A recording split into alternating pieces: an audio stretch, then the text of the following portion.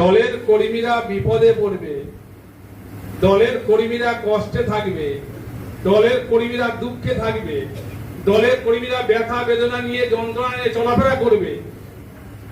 মুখে বলবো আমার দলের কর্মীরা আসল সম্পদ, আর দলের কর্মীরা বিপদে থাকবো যদি আমি নেতা যদি পাশে না থাকতে পারি, এইরকম নেতা থেকে লাভ নেই।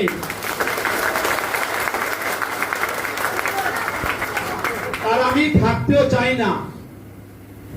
আমার কর্মী বিপদে পড়বে, আমার কর্মীর চোখে জল বেরোবে, আমার কর্মী রাতে ঘুমোতে পারবে না, আর আমি নেতা হয়ে ভালো ড্রেস পরে পাঞ্জাবি পরে চার চাকালে ছুটি করবো বাজনা বাজিয়ে, ওরকম নেতা আমার দরকার নেই।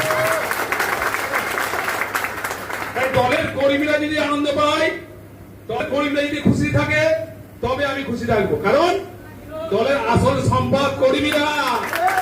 তাই শুধু মুখে বললে হবে না যে দলের আসল সম্পদ কর্মীরা, অথচ দলের কর্মীরা বিপদ থাকবো আমি পাশে পাইনি। দলের কর্মীরা বিপদে পড়ে ফোন করবে, ফোন তুলবো না, রিসিভ করবো না।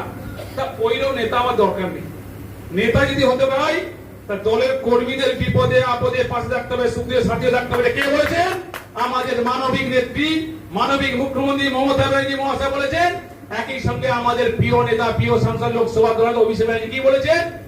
যে মানুষের পাশে থাকতে হবে, সঙ্গে থাকতে হবে, সুখে সাথে থাকতে হবে। এই কথাটা ওনারা প্রত্যেকবারই এই কথাটা বলেন, এই আদর্শ নিয়ে চলতে পারে।